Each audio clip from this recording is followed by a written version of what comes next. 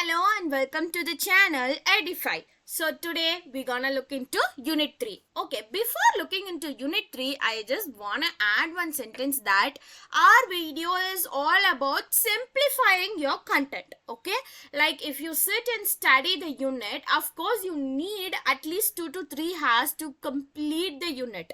So here you get the simplifications, you get in that simple terms and very common explanation for that particular unit. So if you would like to study it deeper, I'm so happy that you can get into it with the knowledge of our video. Or if you just want to know about the topic and go for your exams, that is also useful if you get into the topic. Okay, so let's jump into it. First, what is mean by the activity-based and group instruction? It is all about learning via one particular activity and in a group-based instruction as well. Okay, so this is successfully be used to improve both learning as well as teaching. This is not only the improvement for learning but also the improvement for teaching. So one of the greatest challenges we have that as an educator is mentoring student successfully is what are challenges. How we mentor? By teaching hardest of students, and the students will be with different personalities, capabilities, and they have their own different learning preferences. Here is what the teacher faces so complicated while teaching the different personality students, different capability student. There will be a first mark student, average mark student and the last mark student in same class who you will teach them equally, right? Who will teach them equally. The first teaching will be equally done. After, if the average student need reteaching, a teacher will be providing. Again, the student who couldn't even get their pass marks, there the reteaching will be applicable. But first ever teaching will be done equally to all. Yes. So, what if that first level teaching even done in an activity based? There is lot of chance that everyone get understood in single go. Okay. So learning, you think that learning will happen like just memorization, going through the booking knowledge, just reading the books? If you're thinking so, please stop thinking that. Learning will not happen by memorizing it and just reading the book. And I am pretty sure you guys are already blooming teachers, so you never think like that, right? Yeah, learning is not about just reading the paragraphs and the complete book like a robot. It is all about understanding. It is all about understanding and gaining the knowledge. And the process will help us to apply the skills and knowledge in real life problems. Skills and knowledge in real life problems. I'll tell you one example. There will be few students who will just mug up their things and get pass marks. There are few students, not all. So in that case, we have the bank challan filling. You know, that paper will be there. Okay, right? In language, that will be there. The 5 more questions will be there. And the student who mug up and fill it, who doesn't know what comes where and all, they'll just mug up the areas and fill it and get passed and go out. When they face the real world, when someone wants them to fill that challan in a bank in a real situation, even if they want, they couldn't fill it because they didn't understood and studied. There is where the student will struggle if they mug up and vomit in the examinations. So we have to understand the concept. We have to understand the concept. This is really important. Okay, what will make us to understand? What are all the things that will be really helpful to understand? That is what this unit discussed. Okay, some examples I'll tell you. Role play, simulation, incident model, case study method, gaming, prioritization exercises, all these things will be helpful really. Okay. So let's come to this activity-based instruction, which is called ABI, learning by doing activities to gain practical understanding. That is what I told you. Next is group control, which is group participation where everybody, not like one person dominates. If we take a class, the one student will be keep answering to all the questions, others were silent.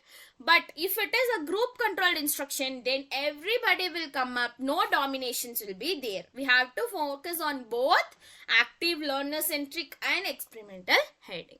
Okay.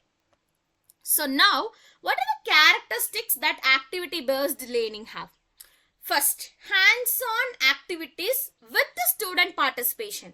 Okay, a teacher have planned activity and told that this is what the activity I planned. If the student then participate, what is the use of it? No use of the activity planned, right? So, the student should be participating in the activity. So, hands-on activities with students' participation. Learning by doing. This is nice words. Learning by doing. So, practically the student is learning not by studying, not by reading, by doing. Learning by doing. I stress this because this is really an important characteristics of activity-based learning. Learning by doing. Okay. Promotes creativity, critical thinking and problem solving. Yes, if we learn by doing something, we create something there. We have several ways to do. The teacher might think that this is the one way to solve this particular group activity at last. But if 10 students are doing the group activity, they'll come up with 10 solutions. Their creativity blossom. Critical thinking, problem solving, every skills are getting developed. Okay. The example, what is there in English? Storytelling. So, I'll tell you an example. This is very simple. If you are a primary grade teacher, of course you would have done this, I am sure. You get into the class and you have to narrate some story to the student. Before that, like kind of 5 minutes activity, a student have to say one sentence and the next student have to say another sentence. Like this goes on, which build a story. So, it is all about the creative thinking of group persons. How everybody come up with and tell the, this is an activity which comes in a group as well. Role play, which we already have the supplementary reader and they'll do the role play in that. Vocabulary games, dramatization, everything comes under in English characteristics of activity-based learning. Okay. Now, we have group controlled instructions as well, right? Here it is all about students are doing the activity in group or a team under the teacher's guidance. So, teacher will be just guide there. Teacher will not be participant or helping the participants. Teacher will be guide and student will do the activity. So, which will be, peer interaction will be there. Even the student who never spoke to the opposite, another student will speak here due to the activity and get to know each other. The communication develops. And again, teacher will be acting as a facilitator or a guide. So, here, debate, collaborative writing, group discussion. These things can be done in a characteristics of group instruction. Yes, and this is actually helping the students to memorize the content which will stay in their brain forever and encouraging the kids to be independent. And supporting the social development as well. And you know what? The activity-based learning method, this education is followed in all the corporation schools of Chennai from 2003 when MP Vijay Kumar, he has become the commissioner of Chennai Corporation. At that time itself, it's been getting followed from 2003 in Chennai. Okay. Types of activities in English pedagogy. What are the activities we have? When it comes to individual, story writing, crossword puzzles. This is all about individuals. Pair, dialogue practice, peer review. So, pair in the sense, 2 persons.